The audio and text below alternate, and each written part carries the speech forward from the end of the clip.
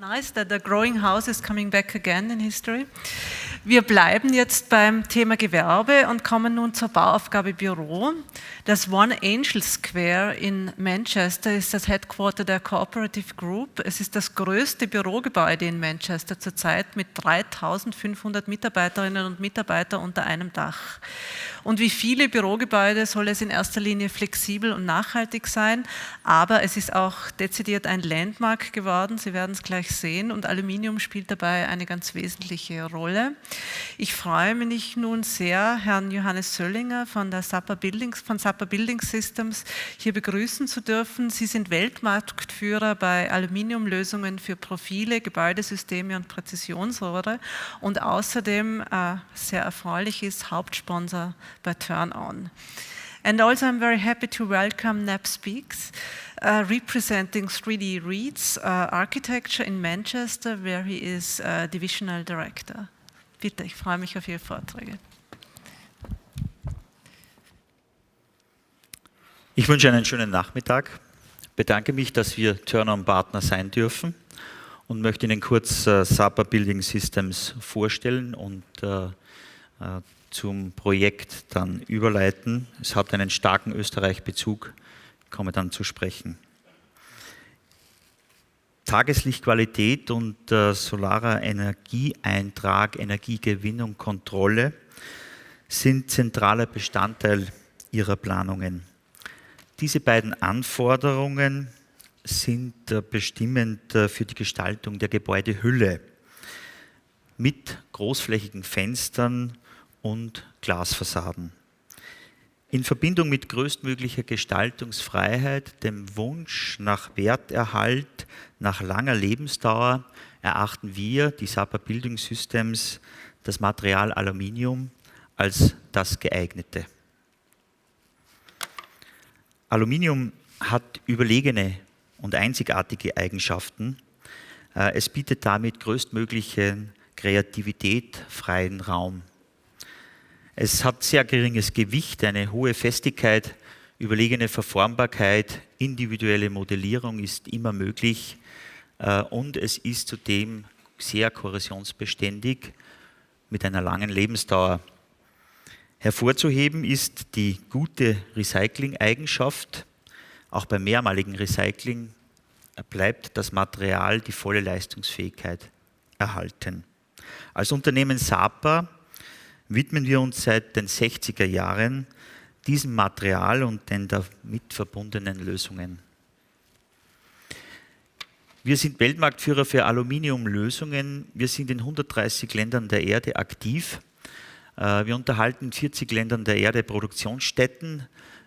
Derzeit sind wir in etwa 23.500 Mitarbeiter. Wir generieren einen Umsatz von ca. 5,6 Milliarden Euro. In den Produktionsstätten sind 188 Aluminiumpressen, um Aluminiumprofile zu produzieren. Wir veredeln die Oberflächen auf 39 Eloxieranlagen und 24 Lackierstraßen. Unsere Unternehmensgruppe gliedert sich in 3 Teilbereiche. Wir bieten Lösungen, vor allem Systeme für Bauanwendungen. Wir bieten Lösungen mit Hochpräzisionsrohren, mit sehr dünnwandigen Rohren für die Wärmetauschertechnologie. Und wir bieten natürlich für alle industriellen Anwendungen Multifunktionsprofile in allen Formen. Für die Bauanwendungen bieten wir mit dem Unternehmen Sapa Building Systems Lösungen für Fenster, Türen und Fassaden in jeder Form. Mit unseren beiden starken Marken Wicona und Sapa Building System produzieren unsere Metallbaukunden das komplette Sortiment, um ihren Gestaltungswünschen nachzukommen. Die Produkte können gestaltet werden, wie sie wollen. Anforderungen der Umwelt, Sicherheit und Wohlbefinden werden immer gerecht. Sapa Building Systems ist in Österreich mit 3 Niederlassungen vertreten. Wir haben flächendeckend in ganz Österreich einen technischen Außendienst und wir haben vor allem 2 Ansprechpartner, die ausschließlich für die planende Architektur zur Verfügung steht, in meiner Person und meinem Kollegen Herrn Emlinger als Ansprechpartner. Nachhaltigkeit als vorrangiges Ziel erfordert hohe Innovationskraft. Wir bieten zum Beispiel mit dem neuen Fenstersystem Wicline 75 Top ein Produkt mit höchster Wärmedämmung auf Passivhausniveau. Mit nur 75 mm Bautiefe haben wir die Bautiefe stark reduziert gegenüber unserem Mitbewerb durch neueste Dämmstiegtechnologie. Die neuen Isolatoren sind mit Low-E-Beschichtung versehen, eine Technik, die aus der Isolierglasproduktion kommt. Diese Low-E-Beschichtung reflektiert Infrarotstrahlen in ausgezeichnetem Maße und damit reduzieren wir wesentlich den Wärmeverlust. Optional können wir Ihnen auf Sonderwunsch Aluminium mit einem Recyclinganteil von bis zu 80% liefern, wenn Sie das wünschen. Und im Standardprodukt verwenden wir Isolatoren, die zu 50% aus Recyclingmaterial bestehen. Mit unseren Marken Wicona und Sapa bieten wir Standardprodukte, die ihren hohen Designansprüchen Rechnung tragen. Wir haben großflächige Schiebetüren mit reduziertem Rahmenanteil, mit sehr minimalistischem Rahmenanteil. Wir bieten Structure Glazing Fassaden für die glatte Haut der Fassade. Wir bieten individuell gestaltete Sonnenschutzlamellen in Aluminium, großflächig, beweglich oder starr. Und wir bieten auch Ausstellflügel für die Structure Glazing Fassade. Wir liefern vom Kleinstobjekt mit einer Tür bis zum Großobjekt mit zigtausenden Quadratmetern. Wir haben dazu eine Menge an Elementfassaden und Doppelhautfassaden im Standardprogramm, müssen aber diese immer individuell an die Architektur anpassen. So wie bei One Angel Square. Wir durften hier das ausführende Unternehmen, das österreichische Unternehmen Wagner Biro Stahlbau AG unterstützen in der Entwicklung und Planung dieser Doppelhautfassade. Und nun darf ich an den Architekten übergeben.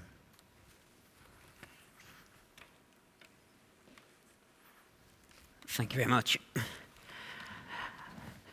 So I think to start with how we ended up with working on Angel Square is to understand a little bit about the client.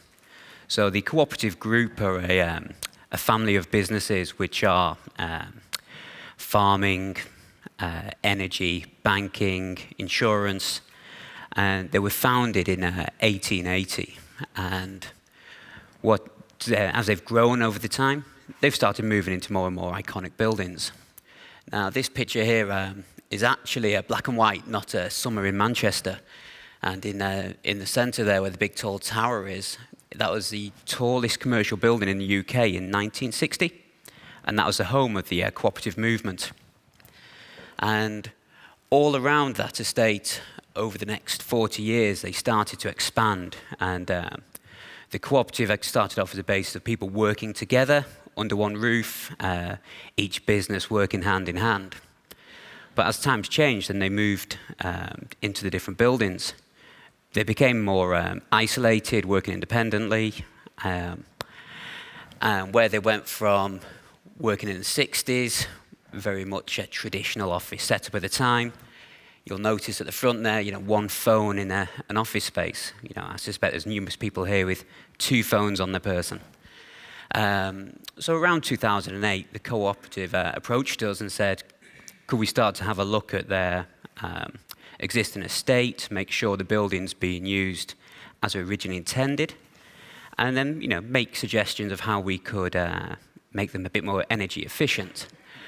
So that quite clear office layout of the 60s became that. The spaces became overcrowded, lots of paper waste. Interesting decorations. I think there's even football from going with seasonal change, people just doing their own things because they don't feel part of a group. They lost their corporate image. And once we started to look at that, they were saying we can't get everybody working together. It was going to cost them 170 million to be able to try and get all the buildings up to an energy efficient level.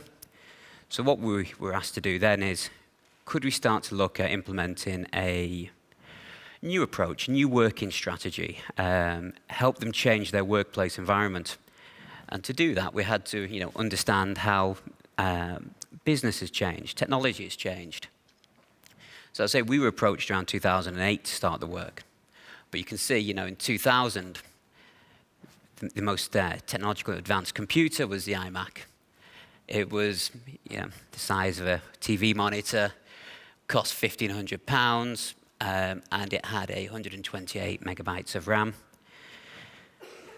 You move forward 10 years, and for £600, you get an iPhone, which is just as powerful, in fact, more powerful, more memory. People can work from home, people can work on the cafes, the breakout spaces. People don't need desks anymore. So what we looked at doing was taking the 3,500 employees, putting them into a smaller energy efficient building, but creating desks for 2,500 people. Because we know people are out at meetings, people are working from home. You don't need to create so much space, therefore, heating and cooling less area of the building.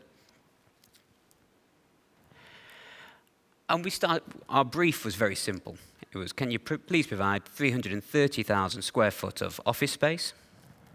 It's got to be BREEAM outstanding, with a target of being the highest scoring BREEAM building ever. And as another minor thing was we need each of the floor plates to have at least 25,000 square feet. So we started looking at how we can create energy efficient buildings on a small footprint, making sure that everybody's getting a lot of natural light, so we're not having to pay for a lot of artificial lighting. So we started off by looking at the site. So on the photo you saw earlier, we've got the big CIS tower. The site identified is a car park. It's got no ecological value to the city at all, other than it was growing Japanese knotweed, which is not preferable.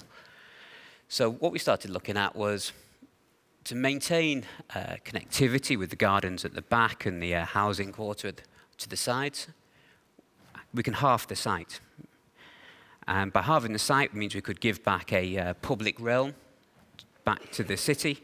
And on that public realm, which is about 3,000 square feet, we could have put in 75 species of plants. And going with the agricultural side of the co-op, one of the big things the UK has been declining in is the bumblebee. So we created housing for bumblebees, protected from the natural predators. So you can see there all the land we've given back as a public square, back to the city, and tried to create a small footprint. We then had to look at this thing of creating 10,000 square feet wings, because to create a sustainable building is not just about the architecture, even though I'd like to take the credit for it. We had to liaise a lot with the client agents, the contractors, the subcontractors, the energy consultants. And what we were looking at is, sustainability has got to mean the building can live in the future. So it can't just be for the co-op now, it's got to be flexible. So what the city lacks at the minute is office space for 5,000 to 10,000 square feet. So we created a building which could be subdivided. We then looked at this, the communal space, right in the center, so all the buildings feel as one wing. Everyone working together to drive the business forward. As I said, I was working with the agents to try and create a building which can be subdivided. So we have 3 cores. Each of them are subdivisible from the wings, so we can service a 1/6 of the floor plate from each core. It would then mean that any future tenants, should the co-op move out, would have their own route into the building. Like I was saying, one of the problems with the existing estate was there's a lack of cohesion amongst the businesses.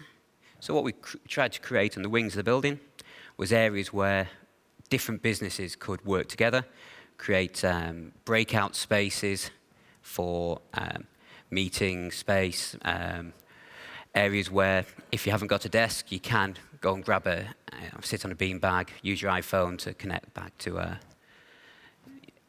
your work and your emails.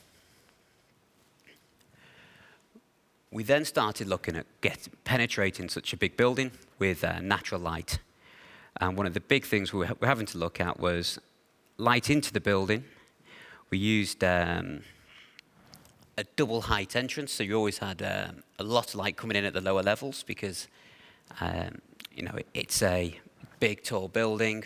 Got the passive solar gain, which comes in useful later on, because to get this energy efficient building, we also tried to get a net to gross of about 80%. And by doing that, we had to try and reduce risers and core space.